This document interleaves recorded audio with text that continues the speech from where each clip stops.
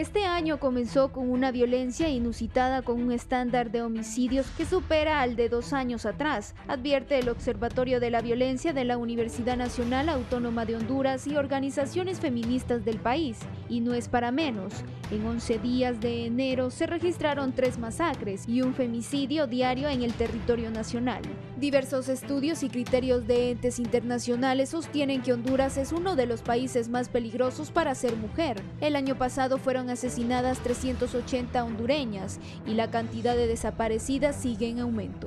La Organización Mundial de la Salud define el femicidio como el asesinato intencional de una mujer por el hecho de ser mujer, aunque en Honduras difiere de tendencias nacionales en América Latina, pues una importante proporción de los casos corresponde al femicidio íntimo, es decir, ejecutado por la pareja o la expareja. A 7 días que el Poder Ejecutivo tenga rostro de mujer, con la toma de posesión de la mandataria electa Xiomara Castro de Celaya, la primera en asumir tan alto cargo en la historia del país, el número de homicidios y el ensañamiento contra las féminas muestra que el nuestro es un país de mayor peligro para el género. El número de emergencias 911 y la Fiscalía de la Mujer coloca al hogar en el principal espacio de muertes violentas de mujeres y femicidios, con 108 víctimas. La vía pública, el solar baldío, fincas o campos registraron 138 víctimas, así como empresas, negocios, vehículos particulares, cárceles, hoteles y el transporte colectivo son otros escenarios de violencia de género. El año 2020 fue un año aterrador para muchas mujeres que afrontaron la pandemia del COVID-19 y la del machismo. El Estado de Honduras debió reconocer el estado de emergencia por los femicidios que se registraron en el 2020 y las 105,000 denuncias por violencia doméstica, acota Ana Cruz, directora de la Asociación Calidad de Vida. En 2017, según el Observatorio de la Violencia de la Universidad Autónoma de Honduras, 41% de las mujeres y niñas asesinadas presentaron signos de mutilación, desfiguramiento y una crueldad que sobrepasaba lo necesario para quitarles la vida. La red catrachas.org monitoreó la muerte violenta de 249 mujeres desde inicios del 2021 al 27 de septiembre del mismo año, siendo el departamento de Cortés con más casos, 49 en total, seguido de Francisco Morazán con 45, luego Lancho, Atlántida, Lloro, Copanco, Mayagua, Islas de la Bahía, Lempira, Santa Bárbara y Colón. El 95% de los casos de femicidios están en la impunidad y solo 4 a 5% está judicializado. Apunta el médico forense Yulisa Villanueva, que cuestiona también las leyes nefastas que disminuyen las penas contra los que hay que juzgar. La escalada coincide con el ascenso de un nuevo gobierno y la desaparición de la joven Angie Peña en un paseo turístico en una moto acuática en Islas de la Bahía, pero que ha revivido temores de un posible secuestro en perjuicio de una mujer, además de casos como el de Aida Flores, una joven de 15 años residente en Roatán que recibió en febrero del 2021 una invitación para una entrevista de trabajo a través de Facebook y días después fue encontrada muerta. El de Keila Martínez Rodríguez, estudiante universitaria de enfermería que apareció muerta por asfixia mecánica bajo custodia policial en La Esperanza, Intibucá, en febrero del 2021. O el deceso de Claudia Ninosca Peraza, conocida en TikTok como Daniela Peraza, asesinada de un disparo en San Pedro Sula Cortés en septiembre del 2021. Karen Suyapa Lara Zamora, de 49 años, asesinada de machetazos en Tocoa, Colón. Berta Cáceres, ambientalista y cofundadora del Consejo Cívico de Organizaciones Populares e Indígenas COPIN, Premio Goldman de Medio Ambiente, asesinada a balazos en marzo del 2016 en La Esperanza, Intibucá. Y el de María José Alvarado, Honduras Mundo, y su hermana Sofía Alvarado, asesinadas el 2014 en la Arada, Santa Bárbara, entre tantas víctimas de la violencia machista en el país.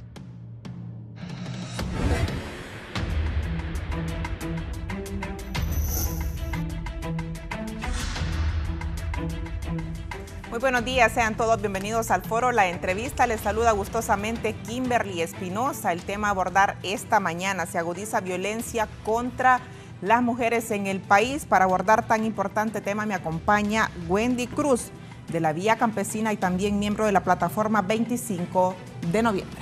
Buenos días. Muy buenos días, muchas gracias por el espacio, ¿verdad?, para poder abordar un tema tan sensible como es la violencia contra las mujeres que estamos viviendo en Honduras. y que para nosotras la hemos denominado una pandemia más que tenemos en el país y que necesita tener un abordaje integral, porque la violencia contra las mujeres debe verse un problema de la sociedad y no dejarse solo al sector que sea responsabilidad de las mujeres, porque no somos tampoco las que nos violentamos a sí mismas. Así que es un llamado también a la sociedad a no acostumbrarnos ni a normalizar la violencia hacia las mujeres. También me acompaña Ana Ruth García, también miembro de la plataforma 25 de noviembre. Buenos días. Muy buenos días. Encantada de estar aquí nuevamente, Kimberly, gracias, en este foro tan importante y tan visto por toda la población en Honduras.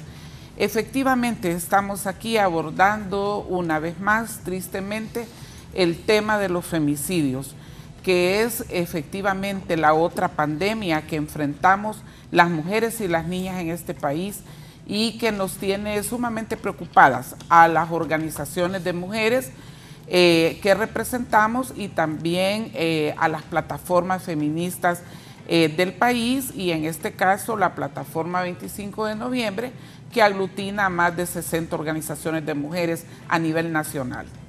Bien, me acompaña también el abogado Germán Licona. Sí, buenos días. Gracias a Dios por estar hoy aquí en este programa ilustrando el tema importante que representa la seguridad en el país y particularmente los agravios y las situaciones a que son sometidas las mujeres y que el Estado de Honduras debe estar claro que el bien jurídico a proteger es la vida. Y en relación a eso, que es una norma constitucional, vamos a debatir en este espacio.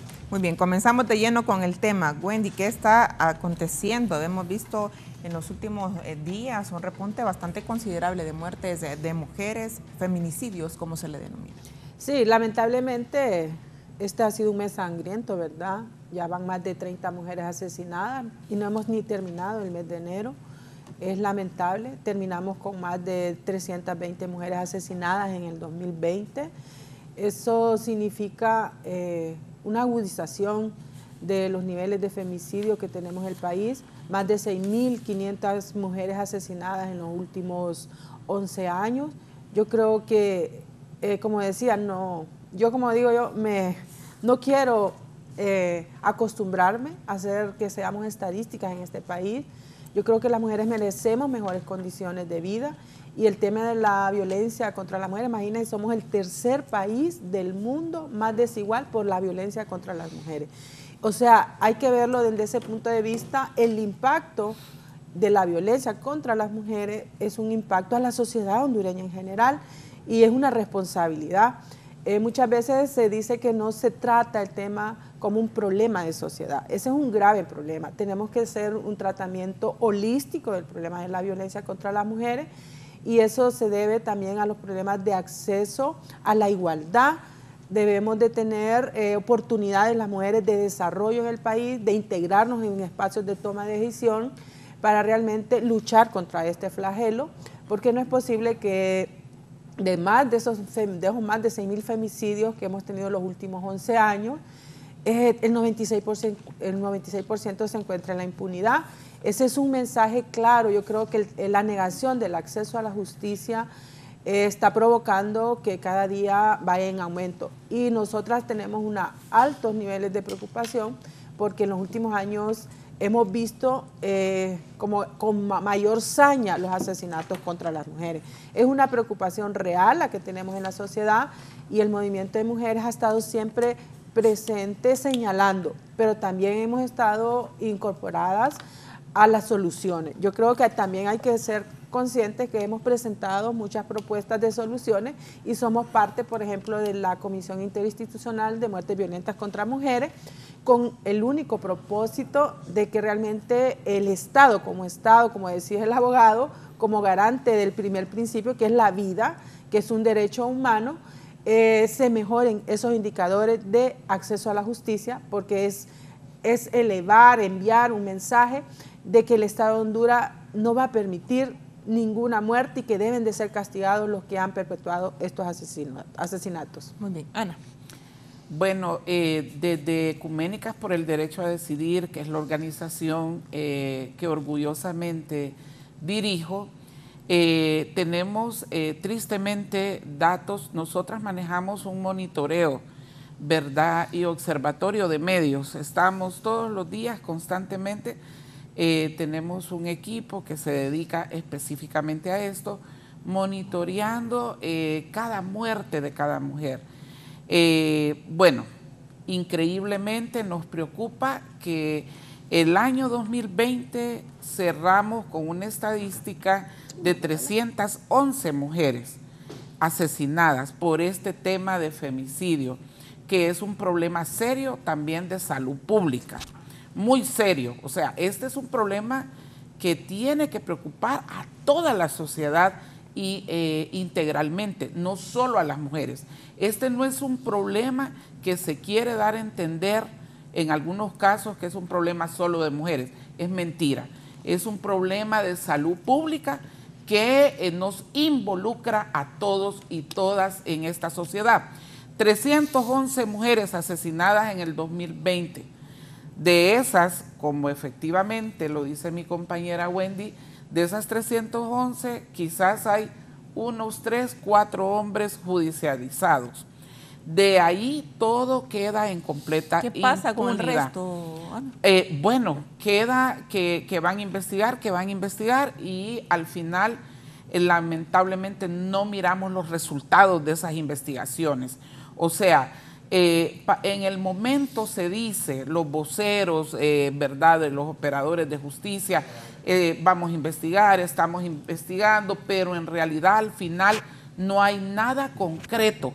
Se queda sin judicialización, penalización, ¿verdad? Y esto es lo que nos preocupa, porque efectivamente aquí en esta sociedad que tristemente impera las relaciones desiguales de poder que ejercen los hombres contra las mujeres, que vivimos en una sociedad también muy culturalmente dogmática, con mujeres sometidas, que desde las iglesias, desde la institucionalidad del Estado, la educación, la familia, se les enseña a las mujeres, se les educa a ser mujeres sometidas, a estar siempre bajo la subordinación. Entonces esto pasa, Kimberly, efectivamente, que los hombres miran que no hay justicia, no hay acceso a la justicia, no pasa nada si asesinan a una mujer. Entonces, en el imaginario de estos hombres violentos, es fácil asesinar a una mujer en este país porque yo jamás voy a ir a la cárcel por matar a mi pareja. Así de simple y sencillo, tristemente. Eso fue en el 2020. En el 2021, este año que recién acaba de terminar, que no hemos ni terminado el primer mes del año efectivamente, en el 2021 cerramos con 365 casos de muertes violentas y femicidios contra las mujeres. Y en lo que va del año, como dice Wendy, apenas estamos, o sea, en enero, no hemos terminado enero, casi ya 30 mujeres asesinadas. Es lamentable porque las mujeres, efectivamente, con esta situación de la pandemia, de los confinamientos, esto se incrementó gravemente. Estas estadísticas, el 911 reporta casi 10,000 mujeres al mes que están llamando solicitando auxilio. Y en muchos de estos casos, la misma policía se siente con incapacidad de responder a todas estas llamadas.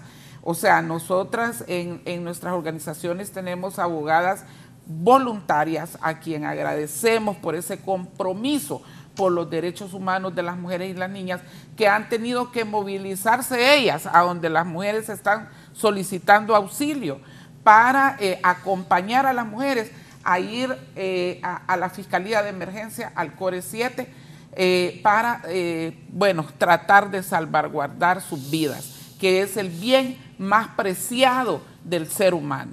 Abogado Licón.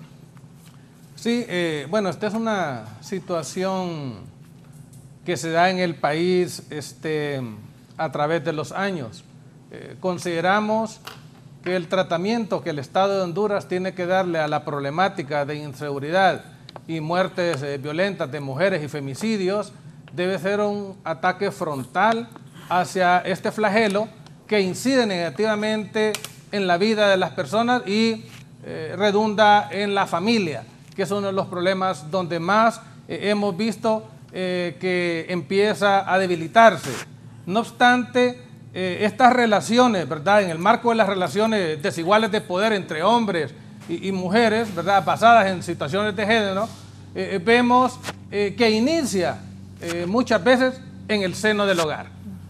Vemos cómo durante la pandemia, a través del 911, se llevaban a cabo más de 5.000 denuncias mensuales y tal como le dicen las compañeras hoy, hay al orden de más de 10.000 denuncias mensuales por problemas de violencia doméstica intrafamiliar. No obstante, debe haber también una cierta responsabilidad en la mujer. ¿En qué sentido?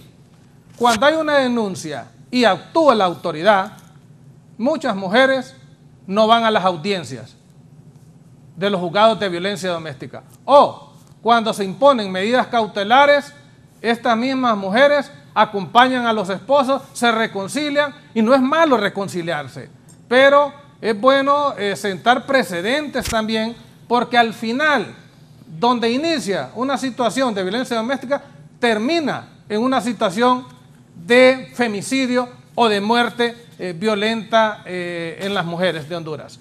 Consideramos oportuno, creo que a Kimberly le mandé un cuadro, me hizo trabajar anoche. Ya lo podemos proyectar, Eddie, si lo tenemos, y si no, en el avance del programa es un cuadro donde demuestra gradualmente cómo más de un 10% de las muertes violentas en el país son de mujeres. Y esto tiene que llamarnos a la reflexión. ¿Por qué? Porque la incidencia en estos casos nos podría provocar... Muy bien, como podemos ver ahí en ese cuadro, la información pues se obtuvo a través del Instituto Universitario de Democracia y Paz y Seguridad en el Observatorio de Mujeres Violentas, de Mujeres y Femicidios. Son estadísticas de la Universidad Nacional Autónoma de Honduras. Como podemos ver, en el 2010 iniciaron las muertes violentas, que ya lo establece, que son femicidios, homicidios y muertes violentas de mujeres sin determinar. En este sentido, cuando nos referimos a esto de muertes violentas sin determinar, es decir, que son muertes que ocurren en el contexto del crimen organizado, porque se dejan pocas pistas y los testigos no hablan por temor a represalias. Entonces, este tipo de muertes de mujeres es difícil para la policía porque por lo regular el hechor, el autor material o intelectual, no deja rasgos para poder iniciar una investigación efectiva que al final termine en una condena. Y creo que estos problemas suman parte de lo que bien decían las compañeras, de un 96% de impunidad.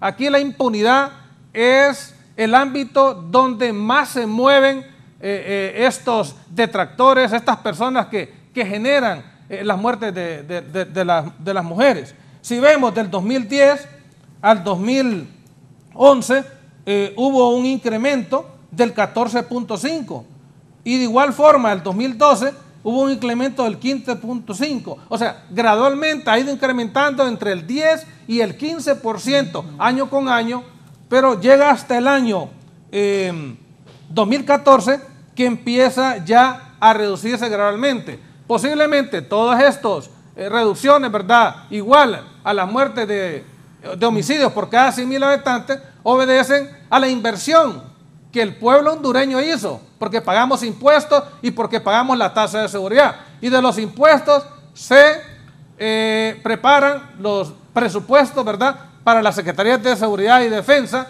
y de igual forma para la tasa de seguridad. 2013 fue caótico, abogado. Sí, 600... fue terrible. Terrible. Fue terrible el 2013, pero ya con la inversión que se hizo también a través de la tasa de seguridad, vimos que ya los presupuestos de defensa y seguridad que andaban en el orden de los 2.000 millones de lempiras, se incrementaron, hoy actualmente andan en el orden de los 7.500 millones de lempiras. Entonces, esta estadística nos demuestra también que si comparamos la tasa nacional de muertes violentas de mujeres y femicidios por cada 100.000 habitantes en relación a los homicidios por cada 100.000 habitantes, vamos a ver en el último cuadro que de esas muertes que se dan o que han ido reduciendo cada año, casi un 20% son femicidios y muertes violentas de mujeres. En esencia, ahí es donde nosotros tenemos que atacar con políticas públicas, tenemos que reducir la impunidad, que ese flagelo es el que más, de hecho, el índice de impunidad, global de impunidad del 2020, colocan al Estado de Honduras dentro del lugar 68 de 69. Solo por arriba, solo Tailandia, que es el último lugar, y luego sigue Honduras. Entonces, no podemos nosotros seguir, y qué aspectos, qué factores son los que se consideran para estos niveles de impunidad. Pues está la desigualdad, porque ya hablamos, como lo dice aún el artículo 208 del Código Penal, que tiene que ver con el femicidio, establece que esas relaciones de poder entre hombre y mujer se dan muchas veces por la desigualdad que hay en el sistema. Asimismo, por la alta corrupción. Miren, si los recursos son sustraídos ilegalmente, de forma arbitraria, cuando se violenta el Estado de Derecho, cuando no se ponen límites al Estado de Derecho, es lo que tenemos aquí. Una corrupción alta y una impunidad alta generan muertes. Y esas muertes las vemos nosotros particularmente en este tema de los feminicidios y de las muertes violentas de mujeres. También los límites de la justicia, los derechos humanos y el desarrollo económico insuficiente, porque hasta en eso Honduras tiene un índice de desarrollo humano, ¿verdad?, bastante alto en relación al fondo del abismo, o sea, de atrás para adelante. Ya no podemos nosotros ser los primeros lugares en la problemática mundial. Tenemos que sentar precedentes, tenemos que establecer los mecanismos, las políticas públicas, y tiene que haber una reorientación de las propuestas que tengan las autoridades actuales en relación a atacar este delito. Muy bien, Ana. Con mucho respeto, ¿verdad? Haciendo referencias de algunos puntos que mencionó el abogado Germán Licona en cuanto a que las mujeres muchas veces son culpables. Con mucho respeto quisiera mencionar que eso no es así. ¿Por qué no es así? Porque queda esa sensación, Ana, cuando lo que decía el abogado, o muchos pensamos de esa forma, quizás porque no podemos leer un poco la ley o porque no entendemos el contexto de lo que está aconteciendo, de que volvés con quien te golpea. Entonces dice, le gusta, piensa, hasta uno ha pensado eso, ¿verdad? Sí. O se ha acostumbrado a vivir de esa forma. Bueno, una de las cosas que este tema de la violencia contra las mujeres es bien profundo, Kimberly, ¿verdad? No es insuficiente el tiempo del programa para abordar este tema, precisamente que es un tema de género, de las desigualdades, efectivamente, como el abogado lo acaba de abordar. Sin embargo, la violencia contra las mujeres es sistemática, estructural, también tiene que ver mucho la institucionalidad. ¿Quiénes son las instituciones? El Estado, la familia, efectivamente, como lo mencioné al inicio, las iglesias, el sistema educativo, o sea, todas estas instituciones como que van abonando a que las mujeres sean mujeres sumisas, sometidas, sean mujeres que tengan hasta temor de precisamente, como lo dijo el abogado, de ir a interponer una denuncia. ¿Por qué? Porque también, bueno, imagínese usted, una niña que la han criado, que ha crecido bajo la violencia, que su propio padre, hermanos la maltratan, le pegan, la castigan físicamente. O sea, es una niña que va asumiendo que esto es normal, que esto es normal, que si ella se equivoca en algo es normal que la castiguen, es normal que la golpeen, que la maltraten, porque así ha sido educada y formada. En la escuela lo mismo, este sistema educativo es sumamente deficiente. O sea, ¿qué se les enseña ahorita en estos momentos en educación? A orar, a leer la Biblia. No digo que eso sea malo, porque aparte yo soy teóloga y pastora. Eso no es malo, pero cada cosa tiene su espacio. Eso es en la iglesia, en el hogar, y aún la iglesia tiene ese desafío de asumir con responsabilidad este tema de violencia contra las mujeres, que no es un simple tema, es una cuestión de salud pública. Correcto. Pero que aparte de que es una cuestión de salud pública, también la iglesia debe de enseñar a las mujeres y de acompañarlas. O sea, ya esos discursos de que siga orando, que ese hombre va a cambiar, tenga fe, arrebátelo. No espiritualicemos todo, eso es una mentira. Un hombre que es violento la va a seguir maltratando, la va a seguir golpeando, o sea, de por vida. Es bien difícil que eso suceda, Kimberly, que un hombre cambie, porque quizás son patrones también culturales y patrones que han venido desde su niñez. Los también hombres desde el mismo hogar. Exacto, volvemos desde al el mismo hogar, punto. al mismo punto de inicio. El hogar, la familia, como dijo el abogado, es importante y mirarlo así integralmente. La educación, el Estado que no hace nada, porque vaya, por ejemplo, los departamentos más violentos ahorita, donde se están mirando y profundizando los femicidios, Francisco Morazán, como siempre, Cortés, como siempre, y Olancho. ¿Por qué? Porque lamentablemente Olancho, que es un departamento al que amo y respeto a mis olanchanos, ¿verdad? Mi madre era olanchana, mi esposo es olanchano. Yo quiero decirles que lamentablemente es un departamento sumamente violento. Ahí todo se arregla con las armas.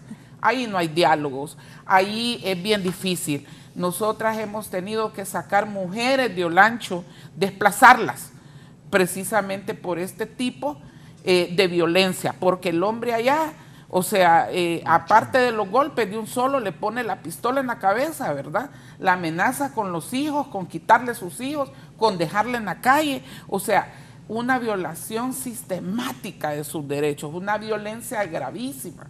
Entonces, ¿qué sucede? Todas estas cuestiones, Kimberly, el Estado también es responsable, porque el Estado debe tener una currícula de estudio con enfoque de género. Y estudiar también exacto. El patrón del quien agrede. Claro, con perspectiva de género. ¿Por qué? Porque se formaría al niño desde el enfoque de la masculinidad, por ejemplo. Sí. El ser hombre no es ser un macho, machista, golpeador, asesino. No, correcto. Eso no es ser hombre. O sea, ¿cómo es ser hombre? ¿Cómo es? Yo miro... No agarró una escoba, dicen muchos ahí en la... No. Pero las madres es muchas compartir veces... todo, es compartir todo, efectivamente, sí, Kimberly, sí. No solo los roles. Sí. O sea, es algo equitativo. O sea, yo acabo, y disculpen que diga esto aquí en un programa televisivo, de cumplir 25 años de matrimonio, pero yo le doy gracias a la vida, gracias desde mi fe, que tengo una pareja que a pesar de ser olanchano rompe todos los esquemas. ¿Por qué? Porque un hombre que compartimos todo en igualdad de condiciones. O sea, trabajamos, empujamos la carreta juntos, igual tiene sus roles en la casa. O sea, cocina, lava, plancha, todo. O sea, y eso no le hace pensar que es menos hombre. Correcto. De ninguna manera. O sea, y estamos en todo juntos. Entonces, eso, la masculinidad es muy importante, Kimberly. Como le digo, este es un tema bien profundo que aborda integralmente muchos puntos.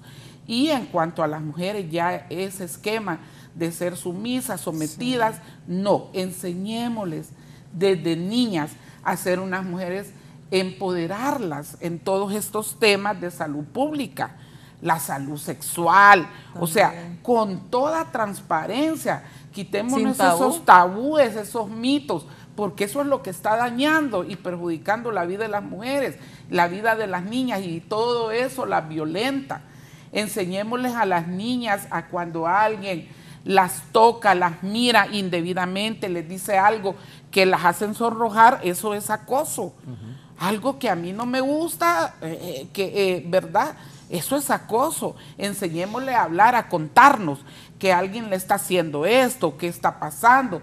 O sea, empoderemos a nuestras hijas. Lamentablemente, abogado, todas estas violencias se dan en la familia. En el seno del hogar. En el seno del hogar. Las violaciones sexuales, los abusos sexuales, todo, o sea, el 95% de las agresiones sexuales son por los mismos hombres de la casa, el papá, el hermano, el tío, el primo, el amigo del hermano que se lleva ahí en la casa, en fin. O sea, es una situación sumamente delicada que todo el Estado debe de apostarle a una educación integral para eliminar todas estas desigualdades de género y que estemos en igualdad de condiciones hombres y mujeres, niños y niñas. De eso se trata el género. No es un tema, como dicen por ahí, estigmatizado, que es un tema que queremos que el libertinaje, ¿verdad? Porque así lo interpretan. Muchas veces dicen la liberación femenina, y si ustedes querían esto, querían igualdad. No. Sí, se confunde, creo, también ese término. Se ha confundido el término de la liberación. Yo creo que cada persona, la misma palabra lo dice, ¿verdad? Todos tenemos un libre albedrío y tenemos que saber, tener conciencia de lo que es bueno y lo que es malo. Yo creo que también es como menospreciar también esa libertad que merecemos las mujeres, ¿verdad? Yo creo que cuando nos tiran de libertinaje y todo, también menosprecian, porque no siempre se menosprecia, por ejemplo, el libertinaje y la irresponsabilidad que tienen muchos hombres en este país. ¿Por qué lo menciono? Porque el 36% de los hogares de la jefatura son en manos de mujeres, pero nadie señala el abandono y la irresponsabilidad de la paternidad, por ejemplo, ¿verdad? Pero siempre se le está señalando a las mujeres cuando toman decisiones, que hay que tomar decisiones, abogado, con el tema de la violencia, con el tema del ciclo de la violencia, es un proceso. Sí. Y nosotros resentimos mucho eso de responsabilizar a las mujeres porque tenemos un estado débil de atención a la violencia contra las mujeres. Precisamente en ese marco el Estado ha abandonado prácticamente, y una de las exigencias del movimiento feminista ha sido cómo fortalecemos las unidades de investigación de muertes violentas contra mujeres, cómo mejoramos, hemos solicitado al Poder Judicial que amplíe la cobertura, por ejemplo, de los juzgados especializados en violencia doméstica. ¿Por qué? Porque siempre estamos en los juzgados de paz, pero muchas veces esos juzgados de paz no tienen toda esa diversidad de atención. Y además de eso, la violencia doméstica necesita una atención integral. Aquí estaba mencionando el tema de la violencia psicológica. Si las mujeres víctimas de violencia no son acompañadas psicológicamente, es bastante difícil que salgan de ese ciclo de violencia. Aparte que de eso, que la violencia no viene por obra y gracia, la violencia viene por ese tema de las desigualdades que vivimos las mujeres en este país, la falta de oportunidades. Sí. Yo he estado de darle seguimiento con el tema del empleo de las mujeres, y nosotras lamentablemente las mujeres somos las que menos acceso al empleo tenemos en este país. Y aunque somos... ahora hoy en día somos las que más estamos estudiando en las universidades. Entonces nosotros nos llamamos la atención que todo este problema de la violencia viene por la falta de oportunidades, por esa desigualdad que tenemos en el país de oportunidades de las mujeres, está está, digamos, en aumento la violencia. Yo creo que el Estado como Estado tiene que tiene la responsabilidad de fortalecer la institucionalidad, porque mientras no fortalezcamos la institucionalidad contra el tema de violencia contra las mujeres, vamos a seguir en este flagelo, en esta denuncia permanente, y las mujeres van a seguir siendo estadística. Nosotras que trabajamos con organizaciones sociales, cuando miramos que cuando a las mujeres se les brinda una oportunidad de desarrollarse personalmente, hay un cambio sustantivo de actitud, de autoestima, y hasta empiezan las mujeres a querer decir, imagínense que yo que trabajo con mujeres del área rural, las mujeres dicen, yo no sabía que yo tenía el derecho a poner una simple denuncia. Pero ¿qué pasa también cuando las mujeres llegan a la institucionalidad? Mire, ir a poner una denuncia, las que hemos pasado por esos procesos, es bastante frustrante, porque primero, por ejemplo, en el área rural, las mujeres no cuentan ni siquiera con recursos para movilizarse a poner una sola denuncia. Llegamos a poner las denuncias y ¿qué pasa? Que vaya a hacerse el examen acá, que vaya, mire, y que si no va con los moretes, no, tampoco. Y que si no tengo un morete, no es violencia. Y comprobar la violencia, saben ustedes que es bastante, digamos, como dice, pero es que no le miramos nada. Sí. Entonces, miren, es un proceso. Y yo creo, como decimos nosotros, con una metodología que se llama caminando en tus zapatos, si no estamos en los zapatos de esas mujeres que están sufriendo violencia, es bien difícil.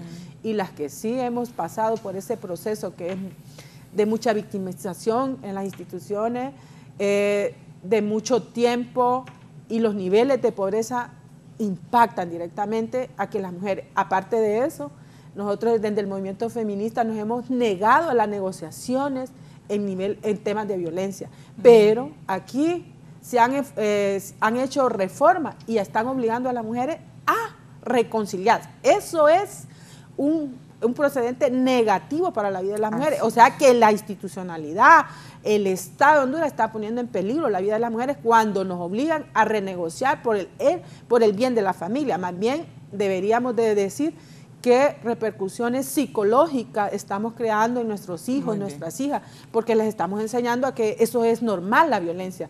Yo creo que aquí, por eso yo mencionaba al inicio, necesitamos atender la violencia doméstica desde un nivel holístico, donde realmente apuntemos desde esas desigualdades que vivimos las mujeres en este país. Somos las mujeres, somos las más pobres y somos casi el 52% de la población, no tenemos el acceso a empleos, no tenemos, muchas mujeres no tienen, las mujeres adultas hoy en día son las que menos educación tienen. Yo creo que hay que ver qué está haciendo el Estado para, como nosotros decimos, dar el lugar que le corresponde a las mujeres. No queremos el lugar de los hombres, queremos nuestro lugar, somos el 52% de la población, y yo creo que necesitamos una atención integral y necesitamos que lleguen mujeres en la toma de decisiones de este país para que trabajemos en busca de soluciones reales a esta problemática, que si no queremos seguir siendo más estadística, queremos las oportunidades para mejorar esos niveles de violencia y la desigualdad que vivimos en este país. Muy bien, abogado. Solo quería aportar algo. La Constitución de la República ya establece las garantías a las cuales los ciudadanos podemos accesar. Tenemos derechos inalienables y los derechos son iguales para todos. Ahí no hay clase privilegiada, no hay ni el hombre ni la mujer. Todos debemos mantener ese equilibrio tal como la Constitución lo establece. Y en relación a la corrección que me dijo la licenciada, si es cierto, no son todos los casos, la mayoría de los casos. Yo felicito a muchas organizaciones, aún de parte del Estado, porque aún en la pandemia estuvieron la Oficina de la Mujer sacando algunas situaciones que deben de conocer las mujeres, porque si no conocen sus derechos, no conocen sus leyes, es bien difícil. Vemos cómo ha incrementado la denuncia. La mujer ha salido de su hogar y ha alzado la voz, y eso es bueno. ¿Por qué? Porque nos permite a los profesionales del derecho y a todo el contexto de la Corte Suprema de Justicia tratar estos temas conforme a la ley. Y en relación a lo que manifesté al inicio, si es cierto, son pocos los casos de las mujeres que renuncian a que la continuidad de los procesos judiciales se mantengan, pero sí en su mayoría hemos visto cómo el crecimiento, porque es un acto responsable de la mujer, y eso es digno de valorar. Una mujer que se quiere a sí misma es una mujer que denuncia. Una mujer que se quiere a sí misma es una mujer que protege a sus hijos. Una mujer que denuncia es una mujer que está asegurándole la protección y la vida a su familia. En ese sentido, creo que el estamento estatal, con toda su institucionalidad, tiene que establecer los mecanismos necesarios para que la reducción de la violencia doméstica llegue a la mínima expresión. Y en relación a que afecta la violencia en los sectores de salud y educación, mire, una de las labores importantes que tiene que hacer este gobierno es ver dónde está ese millón de niños que han desertado de las escuelas. O sea, eso es importante. No solo está en la intención de los dirigentes magisteriales de decir, vamos a dar una matrícula en general, va a haber bioseguridad. No, hay que ver, las causas ya las sabemos. ¿Por qué han desertado? Eso no, todo el mundo lo sabe. Pero ¿cómo traer a esta juventud golpeada? Bien decía la compañera, hay hogares liderados por una mujer, hogares monoparentales, y aún liderados por esa mujer, hay hogares extendidos que mantienen en su hogar a sus familias, adultos mayores. Así es. Entonces, en ese sentido, tenemos que actuar con pinza y con mucha dignidad al abordaje de este tema, porque es representativo de la sociedad y tenemos que mejorar las condiciones de vida de las mujeres. ¿Cómo romper, abogado, esa dependencia que se genera también desde el hogar, cuando solo a veces el hombre trabaja también? Eso es importante, las oportunidades para estos grupos. Correcto. Bueno, la igualdad uno entiende. Muchas veces esa dependencia, que hablábamos de dependencia económica, dependencia emocional, tiene que haber oportunidades. Y si no hay oportunidades dentro de la cartera laboral, hay que generarlas. Yo he visto mujeres emprendedoras, mujeres que están haciendo incidencia en el desarrollo económico de este país, y que esas mujeres forman parte de esos hogares monoparentales. Bueno, hay muchas que están también que ya no quieren volver a tener esposo, pareja, pues. Sí. Pero esa es una forma importante. Cuando la mujer empieza a cabalgar, cuando la mujer empieza a caminar en el tema del desarrollo económico, y que ella se inserta y puede generar esos índices económicos, eso le va a permitir a ella no depender del esposo. Y los esposos, como hombres, nos sentimos bien que nuestras esposas trabajen, pues, porque sumamos al hogar, mejoramos condiciones de vida, mejoramos los procesos de educación de nuestros hijos, y un sinnúmero de situaciones que le permiten tener mejores condiciones de vida. Sí. Bueno, retomando un poquito de acá, de mi compañera Wendy y del abogado, decirles que efectivamente la falta de oportunidades, como bien lo ha dicho mi compañera Wendy, para la mujer, abogado, Kimberly, Wendy, es fundamental el derecho a las oportunidades económicas principalmente. ¿Por qué? Porque efectivamente levanta su autoestima, se sienten empoderadas, ¿verdad? Porque una persona que tiene su propia economía, pues precisamente no va a estar soportando, estar aguantando violencia. Pero es que eso es el tema precisamente donde entra el Estado. ¿Qué oportunidades hay en este país para las mujeres? Miles de mujeres, imagínense ahora, antes solo los hombres migraban, ahora son más mujeres que hombres en el tema de migración, niñas y mujeres huyendo de este país, porque aquí precisamente, aparte de la violencia, que es un flagelo y un motivo grande de la migración de las mujeres y niñas, es precisamente la falta de oportunidades. Sí. ¿Cómo van a sostener sus hijos, sus hijas, si son madres solteras? Pero aparte de eso, si son mujeres que están sometidas en un círculo de violencia en sus hogares igual quieren huir, quieren cambiar ese esquema. Entonces, ¿qué sucede?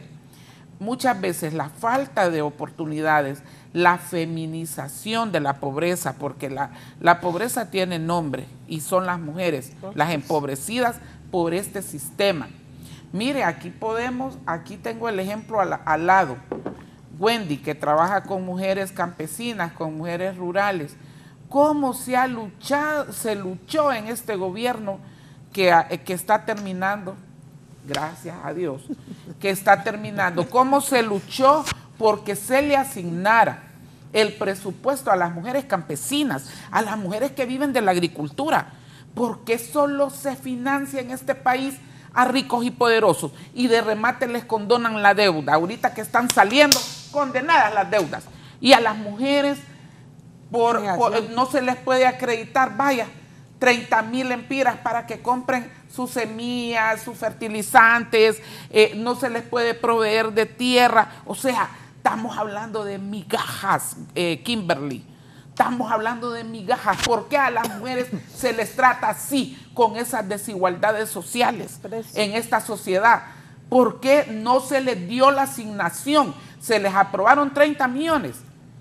Hasta la ministra esta, que gracias a Dios, que le vaya bien, la ministra esta de Finanzas, les negó esa asignación a las mujeres campesinas, una mujer violentando a miles de mujeres en este país.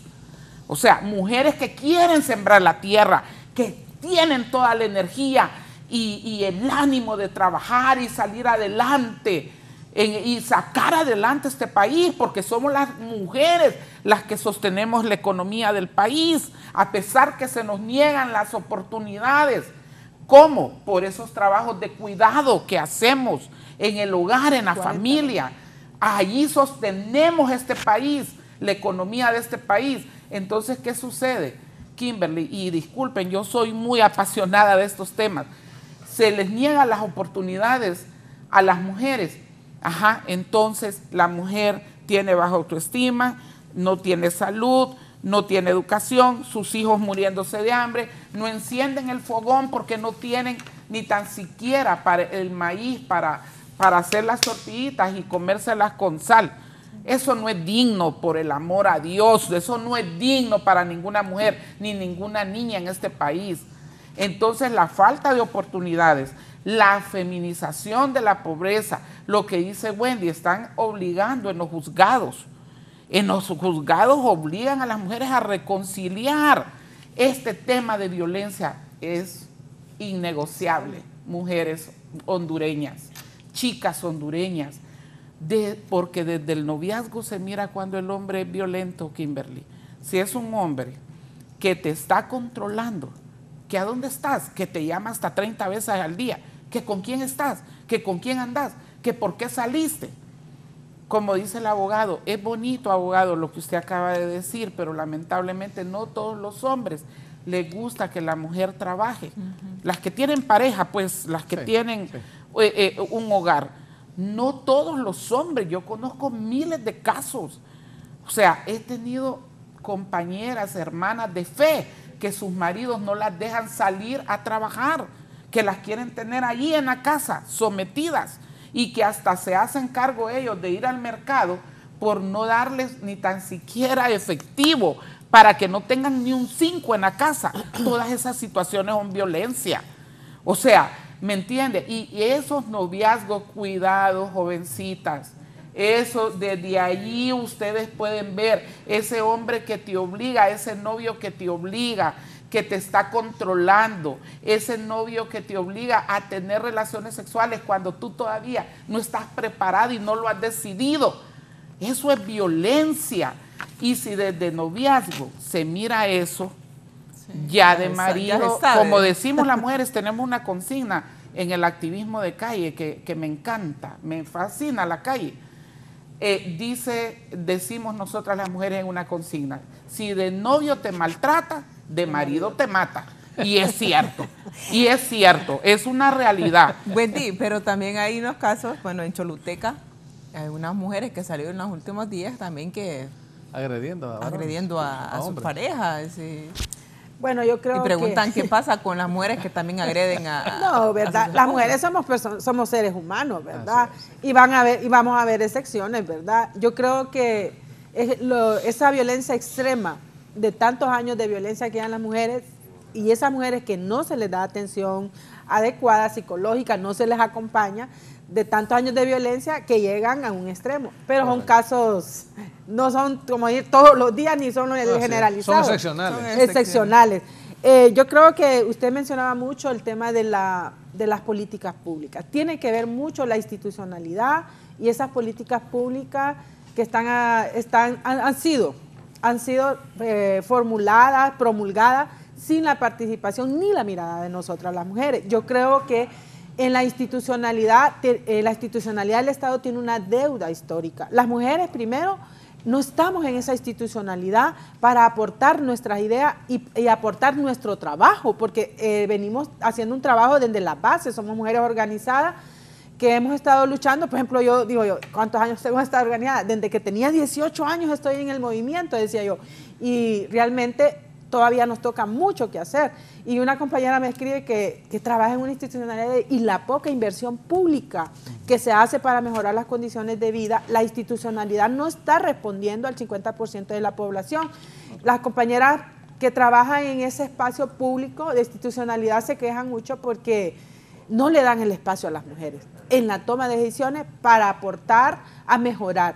Nosotras, por ejemplo, la plataforma 25 de noviembre, prácticamente firmamos un pacto con la nueva presidenta, Xiomara Castro, precisamente con una preocupación de cómo mejoramos y cómo las mujeres estamos en la toma de decisiones. Esperemos que en este gobierno tengamos más mujeres en la institucionalidad pública para poder trabajar desde esa mirada, desde nuestros problemas y desde toda nuestra experiencia de acompañamiento a las mujeres en desarrollo económico, en el acompañamiento en violencia doméstica. Es fundamental en la vida de nosotras las mujeres la educación sexual y reproductiva. Porque si a mí me preguntaran, cuando yo tenía 15 años, a mí nadie me hablaba de mis derechos como mujeres. Yo decía, si me hubieran educado, yo hubiera sido una mujer que hubiera parido ya adulta. No es que uno se queja de haber parido, pero yo creo que perdemos muchos años de la juventud y de las oportunidades para prepararnos para la vida. Yo creo que las niñas merecen que preparemos. También necesitamos preparar a nuestros hijos. Yo soy una madre de que tengo un hijo, tengo una hija, pero yo le digo a mi hijo, nunca se atreva a ponerle la mano a su mujer. Primero que yo nunca lo voy a acompañar, porque sería incoherente seguir acompañando a los agresores, pero también tenemos que hacer el trabajo. Nosotros creo que hacemos el trabajo en la sociedad, yo lo digo, en la casa, perdón, pero yo en el crecimiento de mi hijo miraba cómo se burlaban de mi hijo porque lavaba un simple plato. Y yo le decía, pero se te cayó la mano, se te rompió, estás herido, ¿qué te pasó? No, no me pasa nada. Entonces no pasa nada, hijo, las cosas se tienen que compartir. Pero la sociedad le manda otro mensaje. Se burlan sus compañeros, ¿por qué? Porque es la sociedad, o sea, es un conjunto, la escuela, la familia, a donde nosotros nos socializamos. Ante eso, nosotros como plataforma hemos trabajado 7 puntos importantes para trabajar en el próximo gobierno, que esperamos toda la apertura. Sinceramente, estamos esperando que exista esa apertura para trabajar de las manos con las que sentimos el problema, con las que están viviendo ese flagelo. Porque yo que trabajo con el área rural, mirar a miles y miles de compañeras que salen con sus hijos, porque no tienen otra forma de... Yo tengo compañeras desplazadas porque han estado luchando por la tierra. Aquí en Honduras, de cada 100 mujeres, el 86% no tiene tierra. Han sido criminalizadas de una forma brutal, que han perdido hasta su vida, muchas de ellas. Se han sido desplazadas porque no pueden encontrar un trabajo, no tienen acceso a cómo mejorar las condiciones de su vida, de sus hijos e hijas. Y las mujeres salen por eso de este país, por violencia o porque no pueden mejorar las condiciones de vida.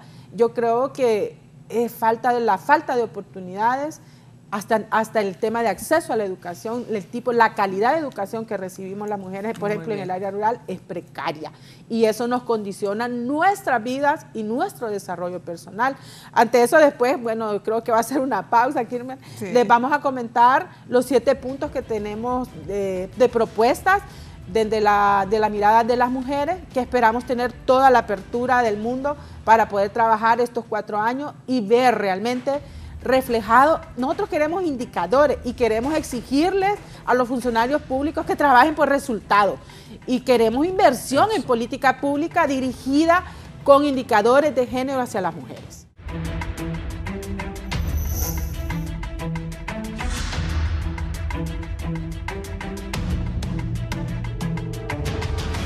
Continuamos con más del foro, la entrevista. Estas reformas, bueno, ya hay enmiendas al Código Penal y lo que se tipificó en el mismo abogado Licona deja más vulnerable aparentemente a este grupo. Sí, bueno, mire, nuestro país, creo que en algún momento dijeron que el Congreso Nacional durante su historia legislativa había emitido más de 7.000, 8.000 leyes en el país. Las leyes ahí están. El problema es el cumplimiento de las leyes.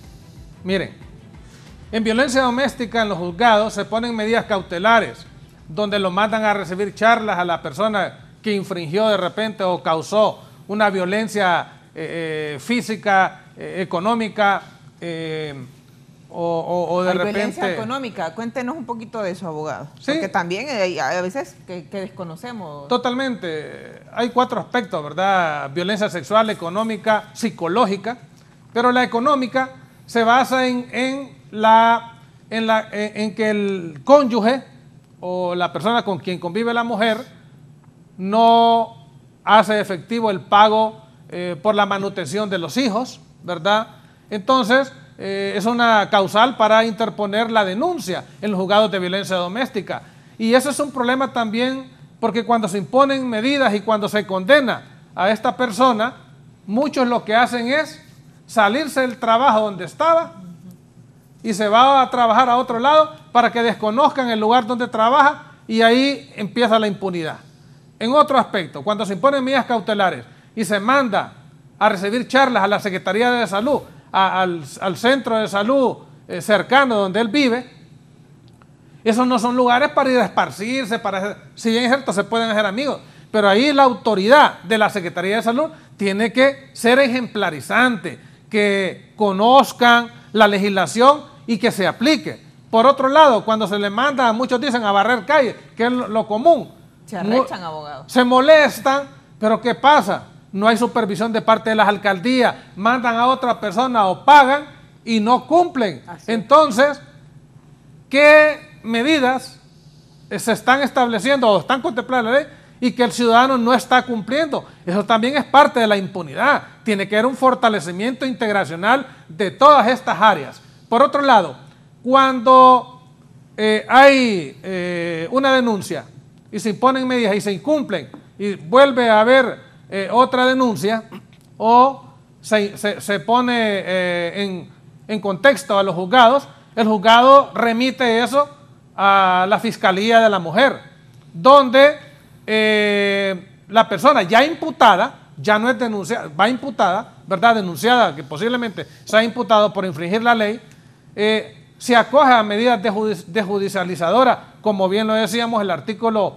45 del Código Procesal Penal, ya establece la conciliación y ahí pues puede arreglarlo en sede administrativa, pero eso dura 5 años, ¿verdad? Y se puede defender tranquilo en libertad y ahí termina todo. Pero si al día siguiente incumple, entonces ya el fiscal está obligado a ejercitar la acción penal por ese monopolio que él maneja y llevarlo a los tribunales para seguir un juicio penal por incumplimiento, ¿verdad? O por desobediencia a la ley. Entonces, las leyes están, pero hay que cumplirlas.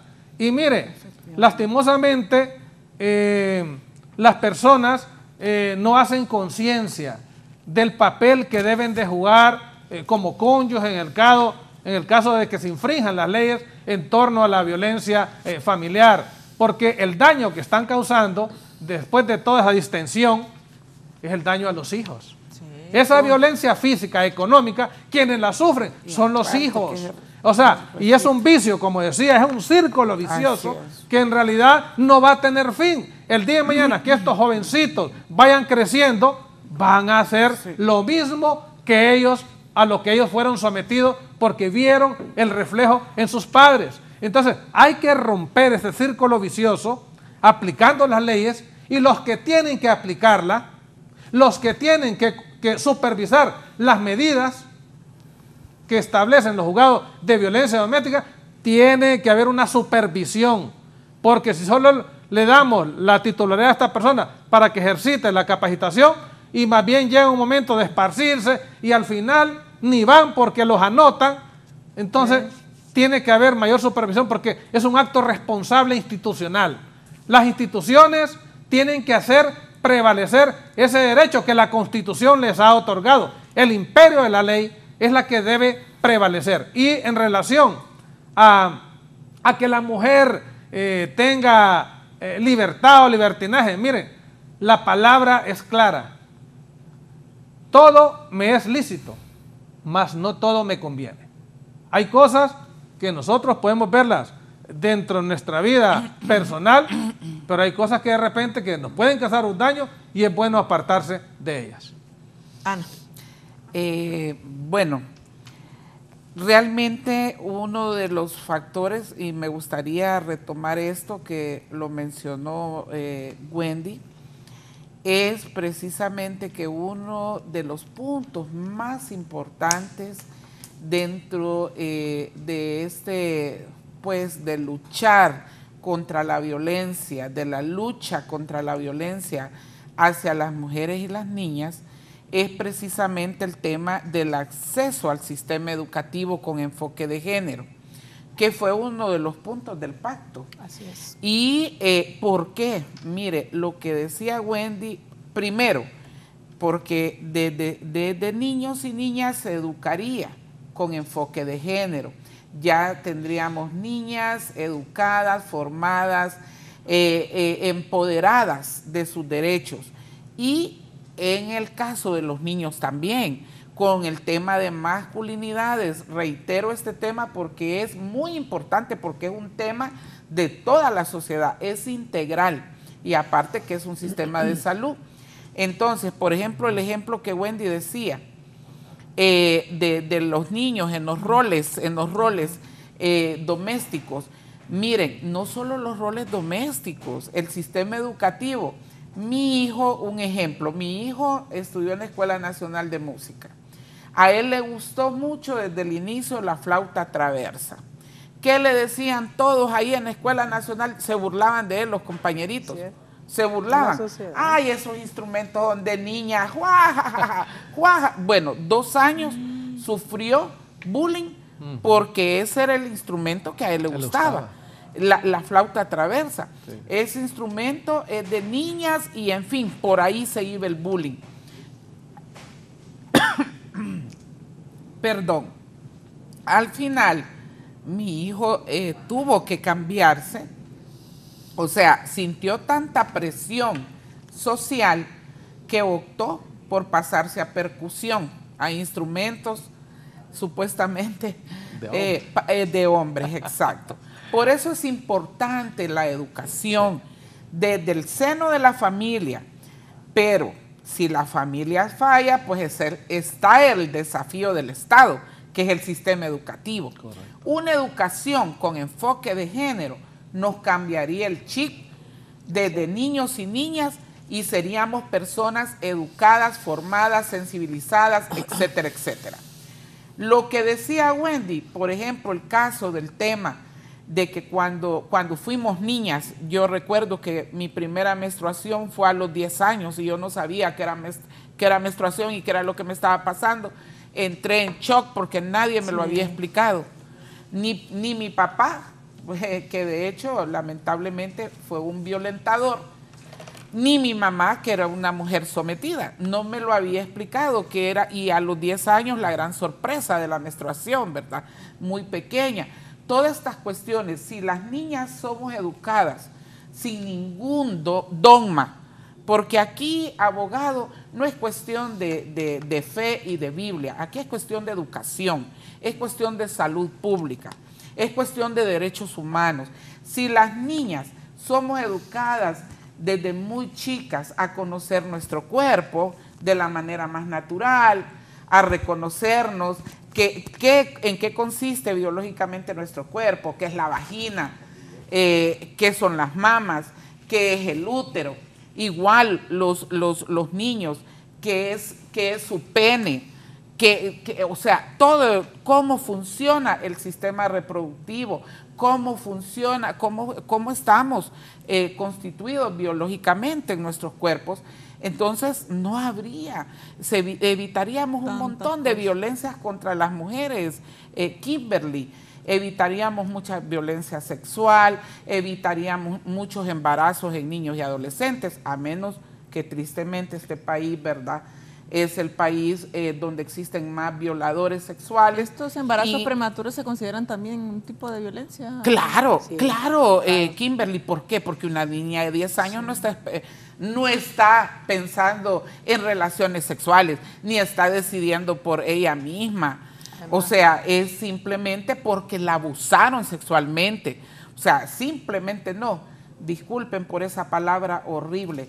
Es porque hay un crimen ahí de incesto, de estupro, de violación sexual. Pero hay algunos casos que los niños, por travesuras o por ese tipo también de conocer o de... Por eso es importante la educación, porque ahorita, por ejemplo, en este momento que todo es virtual, que los niños tienen que usar celulares por las escuelas y todo eso.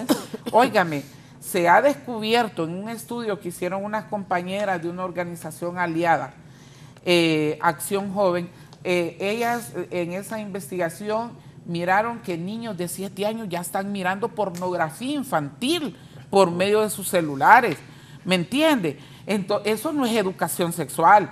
O sea, ojo con eso. Es otra cosa. Exacto, por eso le digo, entonces aquí confundimos las cosas. Sí. Aquí, al derecho de las mujeres de tener una vida libre de violencia, de tomar decisiones por nosotras mismas, al derecho de las mujeres de tener libertad para decidir, para hacer, para crear, para hacer tantas cosas, le llamamos libertinaje. Aquí, al derecho a la educación sexual, creemos que es que estamos promoviendo la promiscuidad, que estamos promoviendo las relaciones, ¿verdad?, infantiles, sexuales. No, por favor, eso de la pornografía infantil es otro tema. Sí. Entonces, imagínese usted a estas alturas que los niños de 7 años se metan a estar viendo pornografía infantil y los padres creen que están en clases. Por eso es muy importante la supervisión. Estamos en un momento bien duro, bien difícil. Esto de la pandemia nos cambió la vida y la existencia. Entonces, por eso es muy importante la educación, pero no una educación basada en los dogmas de fe. No utilizar estas cuestiones dogmáticas porque más bien desempoderamos en materia de derechos y de salud a nuestros niños y a nuestras niñas. Wendy, los 7 puntos que nos comentaba, por favor. Sí, bueno, yo creo que necesitamos un abordaje integral y necesitamos inversión pública para poder realmente luchar, atacar el tema de la violencia contra las mujeres. La plataforma 25 de noviembre y otras plataformas del movimiento feminista hemos definido hacer un abordaje integral desde el acceso a los medios de vida y los bienes productivos para las mujeres. Mientras las mujeres sigan sometidas económicamente, vamos a seguir lamentándonos los niveles de violencia. La dependencia económica es un factor importante sobre el tema de la violencia contra las mujeres. Por supuesto, ¿verdad?, el abordaje de la violencia contra las mujeres y los femicidios pasa por el fortalecimiento de la institucionalidad del Estado, que en estos últimos 12 años se ha abandonado, y sobre todo la inversión. El abogado mencionaba lo de la tasa de seguridad.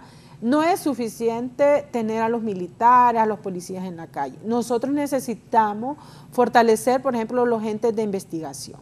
Necesitamos que se instalen los juzgados de violencia doméstica. Necesitamos que vuelvan las consejerías de familia en los centros de salud. Correcto. Necesitamos crear comités comunitarios. Ahora se está hablando de la policía comunitaria, que se haga desde la perspectiva de género, donde participemos las mujeres, porque las mujeres jugamos un papel fundamental en la comunidad. Yo creo que necesitamos esos espacios donde se escuchen a las mujeres y que las mujeres participan. Esperamos que los comités comunitarios sobre el tema de la policía comunitaria se tome en cuenta la participación de las mujeres. Nosotras les apostamos por los grupos de autoayuda hacia las mujeres. Si las mujeres no tienen un acompañamiento en casos de violencia, es muy difícil que salgan de la violencia, y es un acompañamiento holístico, no, como decir, de ir, que tenés que ir allá, tenés que ir allá, buscarles soluciones. Muchas mujeres, nosotros tantos años trabajar con el movimiento, ver mujeres hasta que les han quitado la mano y que tienen que regresar con un hombre porque sus hijos se mueren de hambre, y que el Estado no coerciona a ese hombre para que realmente se aleje. Y muchas veces las mujeres no es que no se quieran alejar, es que no tienen las condiciones para alejarse, ni la institucionalidad nos brinda.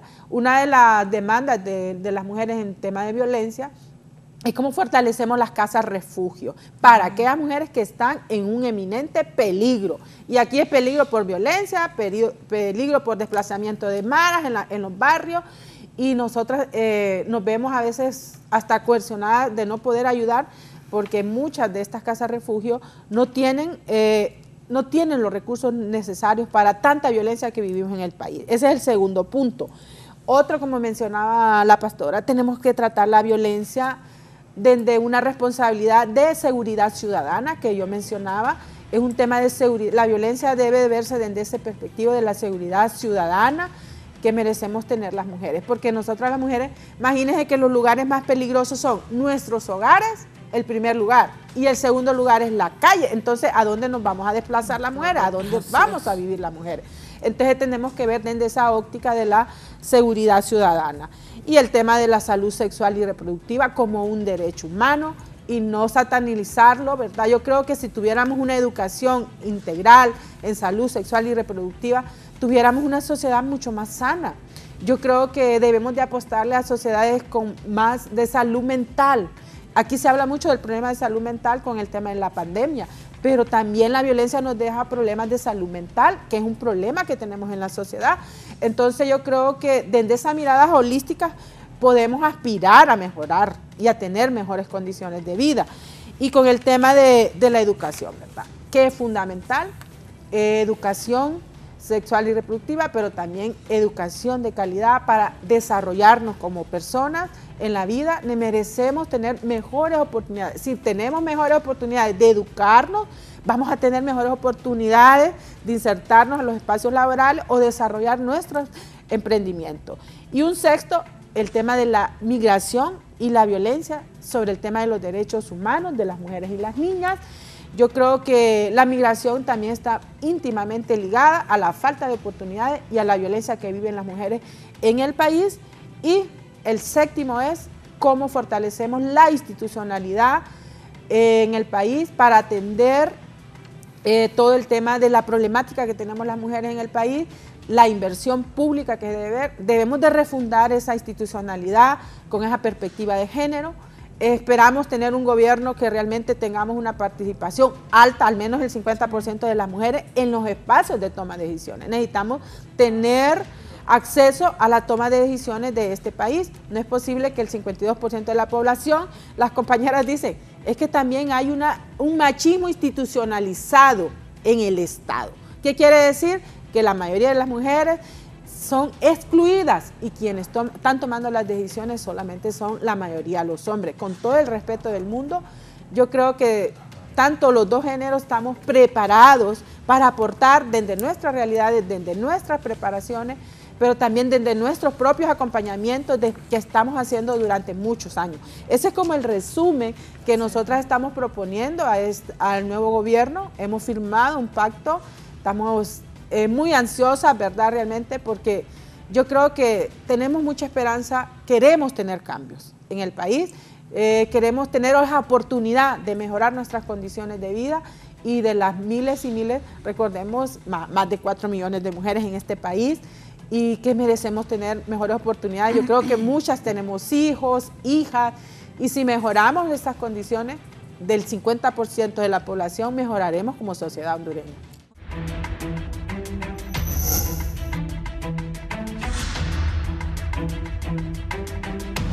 Bien, llegamos al periodo de las conclusiones en el foro La Entrevista. Vamos a comenzar con el abogado Germán. Sí, bien, es importante que esa fragilidad institucional de no ponerle límites al Estado de Derecho, es lo que nos tiene a nosotros, porque hay un irrespeto. Mire, cuando el Ministerio Público no hace lo que tenga que hacer, cuando la Corte Suprema de Justicia no actúa en ejercer justicia, cuando el Tribunal Superior de Cuentas no hace su labor, entonces hay una disminución de derechos. Y el artículo 64 de la Constitución de la República establece que no puede haber disminución de garantías ni derechos. Entonces, ese es uno de los asideros que el nuevo gobierno tiene que fortalecer.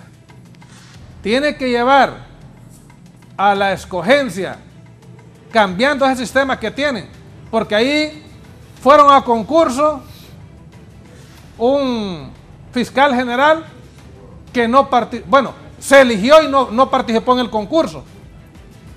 La Corte Suprema de Justicia, los 15 magistrados, siguieron un procedimiento, pero al final quedaron los que ellos quisieron. Entonces, la manipulación de las leyes ya no puede seguir reduciéndonos derechos y garantías a los ciudadanos de nuestro país. Porque el bienestar, un país donde hay bienestar, no hay estos problemas de incidencia, de violencia doméstica y muertes de mujeres y femicidios. Un país que respeta el Estado de Derecho no tiene esas masacres o homicidios colectivos. Un país que respeta el Estado de Derecho no tiene esa bandada, esos desplazamientos forzados de ciudadanos buscando mejores derroteros en otros países. Muy bien. Ana. Bueno, algo muy importante, como hemos comentado tanto acerca de la institucionalidad, me gustaría referirme ayer precisamente, Ecuménicas por el Derecho a Decidir, mi organización, fue invitada a ser parte de la Comisión de Transición de Género en estos momentos que se está pues precisamente haciendo la transición de este gobierno al gobierno de la nueva presidenta electa Xiomara Castro Sarmiento. Y efectivamente estamos ahí como organización de sociedad civil y organización de mujeres y feministas, y uno de los puntos que abordábamos ayer con, la ministra, ¿verdad?, que debería de ser verdadera ministra, Aminta, del Instituto Nacional de la Mujer, no por ella, que conste, ella, según lo que miramos ayer, los informes y todo, ella pues objetivamente ha hecho lo que ha podido, pero lamentablemente como ese ministerio lo redujeron a una secretaría, ya ella ya no tenía ni voz ni voto. Imagínense bien, ¿cómo es posible que el mismo Estado violente, en primer lugar, era ministerio antes, el Ministerio Nacional de la Mujer, y lo redujeron a instituto nada más como una secretaría? En primer lugar, no era ni invitada tan siquiera, como este gobierno que está recién terminando, creó esos 7 superministerios y excluyó a todos los demás, pues precisamente la ministra Aminta no era invitada ni tan siquiera a las reuniones, y por otro lado solo tenía voz y no tenía voto. Desde ahí se mira cómo es tratada la mujer y considerada por este Estado de Honduras y por este gobierno saliente. Desde ahí se miran las desigualdades, la falta de equidad y de igualdad hacia hombres y mujeres. Y como lo dijo Wendy, solo los hombres están interviniendo en las decisiones de país, y este es un gran desafío, un gran reto. El nuevo gobierno de la presidenta Xiomara va a enfrentar muchos retos y desafíos en materia de derechos de mujeres. Sin embargo, no va a ser fácil porque ella tampoco tiene una varita mágica para resolver toda la problemática de este país, pero tenemos esperanza por este pacto que firmó con la plataforma 25 de noviembre en el mes de agosto. ¿verdad? Fue la única candidata presidencial que quiso pues sentarse y escuchar las demandas de las mujeres y firmar este pacto. Efectivamente es un gran reto y desafío y estamos con la esperanza de que vamos a hacer logros, que vamos a alcanzar logros con esta nueva presidenta que aparte es la presidenta mujer de este país. Muchas gracias. Bueno, yo creo que estamos con mucha esperanza. Los sistemas democráticos tienen un impacto directo en nuestras vidas y las mujeres hemos estado en 4 décadas de sistemas democráticos antiderechos. Son antiderechos. Tienen una implicación, estos sistemas están hechos para más bien perpetuar más violencia, más pobreza, más impunidad. Este tema de la corrupción tiene un impacto directo en nuestras vidas. Escasez de inversión en políticas públicas, inversión pública. Es esperanzador que llegue una mujer. Recordemos, más de 60 años de sufragismo en el país, que las mujeres por primera vez vamos a ver ser gobernadas por una mujer. Tenemos mucha esperanza y creo que Xiomara ha hecho un compromiso, el pacto por las mujeres. Esperamos que eso sea una realidad, que se refleje en la vida diaria de las mujeres común y corriente de este país que merecen mejores oportunidades. Nosotras seguiremos aquí como en esa permanencia, esa militancia que nos caracteriza, de seguir aportando para mejorar nuestras condiciones de vida y ojalá que tengamos un gabinete conformado con el 50% de las mujeres en la toma de decisiones, porque desde ahí se pueden hacer cambios y esperamos que las políticas públicas, como decía, la importancia del Estado de Derecho es para respetar todas las leyes que nos gobiernan, tanto a hombres y a mujeres. Y entonces nosotros esperamos que ese Estado de Derecho se fortalezca en estos próximos 4 años con una participación amplia de nosotras las mujeres y nos alegra tener estas discusiones y ojalá hacer un llamado a la sociedad. El problema de la violencia es un problema social de este país, no un problema de nosotras las mujeres. Correcto. Así que hacemos un llamado a la sociedad hondureña en general a que todos le apostemos por vivir en una sociedad llena de paz, de libertades, realmente de libertades entre hombres y mujeres y que nosotras las mujeres nos sintamos en la libertad de estar en el lugar que realmente queremos. Y así que un llamado a aquellas mujeres que nos han escuchado a seguir firmes y yo creo que hoy más que nunca a seguir apostándonos por nuestra educación y porque se respeten nuestros derechos. Bien, muchísimas gracias a mis 3 distinguidos invitados, a las mujeres a seguir denunciando, a no tener miedo y a los varones pues también hacerlo sin miedo, sin temor a ser señalados por los diferentes grupos. Nos vamos, muchísimas gracias por su sintonía.